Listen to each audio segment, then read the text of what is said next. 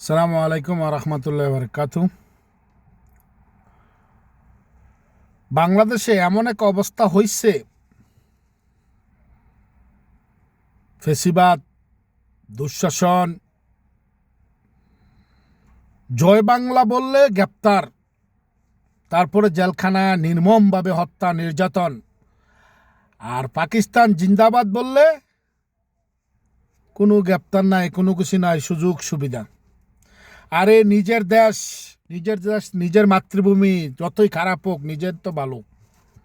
তাও আমার কাছে ভালো আমার মাতৃভূমি। আমাদের দেশের ভাষায় একটা কথা আছে, ঠিক আছে, কয় নিজের ছেলে ল্যাংড়া লুলা কানা হইলেও ভালো, সে বাপ ডাকবে, আব্বা বলবে। আর পরের ছেলে যতই ভালো হোক, হ্যান্ডসাম হোক, ভালো না, সে আব্বা ডাকবে না। আমার দেশ আমার কাছে সবচেয়ে বড়। লজ্জা শরম আছে? কোন দেশে বাস করি বলেন? জয় বাংলা বললে গ্রেপ্তার, নির্যাতন, খুন। আগে মনে করতাম যে, শুনতাম যে পাকিস্তানিরা কিছু সংখ্যক বীজ দিয়ে গেছে বাংলাদেশে, বেশি না, কিছু বীজ দিয়ে গেছে। কিন্তু এখন বর্তমানে দেখছি যে না, এটা ভুল। আজকে যদি আওয়ামী লীগ প্লাস মাননীয় প্রধানমন্ত্রী শেখ হাসিনা 5ই আগস্টের আন্দোলনে বাংলাদেশের সাধারণ মানুষ এবং ছাত্রদের জীবন রক্ষার্থে, তাদের যান বাঁচাতে যদি সেই ক্ষমতা থেকে সরে না দাঁড়াইতো, ইনুসের এই ষড়যন্ত্রকারী ইনুস না করতো, তাহলে আজকে বুঝতাম না যে আসলে আমাদের ধারণা ভুল। পাকিস্তানিরা কিছু সংখ্যক বীজ দেওয়া যায় নাই। এখন বর্তমানে দেখলাম যে পাকিস্তানের যে বীজ দেওয়া গেছে বাংলাদেশে অগণিত পাকিস্তানি বীজ, এখন সবগুলোই পাকিস্তানি বীজ, যেগুলা এখন ফেসিস ইনুসের পক্ষে বলে।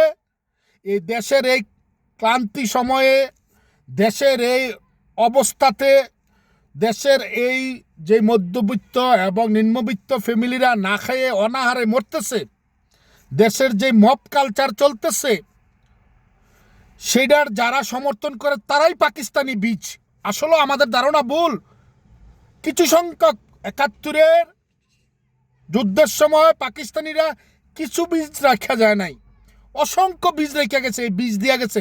এই বীজ এখন বোঝা যাইতেছে বর্তমানে এই ফেসিস ষড়যন্ত্রকারী ইনুর যদি আওয়ামী লীগকে, মাননীয় প্রধানমন্ত্রী শেখ হাসিনাকে না তাড়াইতেন, তাহলে বোঝা যাইত না যে এত বীজ বাংলাদেশে বপন করে গেছে পাকিস্তানিরা। পাকিস্তানি বীজ। কোন দেশে বাস করেন নিজের দেশের নামে বদনাম গায়?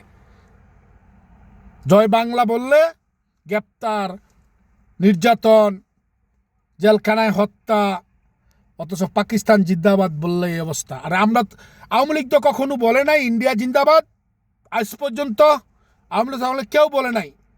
কিন্তু পাকিস্তানি বীজ যারা, তারাই পাকিস্তান জিন্দাবাদ বলে। আজকের এই বর্তমান সংকটময় বর্তমান বাংলাদেশের যেই অবস্থা, এই অবস্থাকে যারা সমর্থন করে, ফেসিস এবং কি স্বৈরাচার ইউনুসকে যারা সমর্থন করে, এখন বর্তমানে যারা বলে ভালো আছি, তারাই পাকিস্তানি বীজ, পাকিস্তানের জন্ম। এই বীজ যে কবে শেষ হবে তা বলা মুশকিল। আপনাদের আমাদেরকে এই বীজকে এমন কিছু মেডিসিন দ্বারায় ধ্বংস করতে হবে যাতে এই বীজ আর বাংলাদেশে না থাকে। আসুন আমরা আবার পুনরায় আওয়ামী লীগকে ক্ষমতায় আনি, না হইলে এটা সম্ভব না।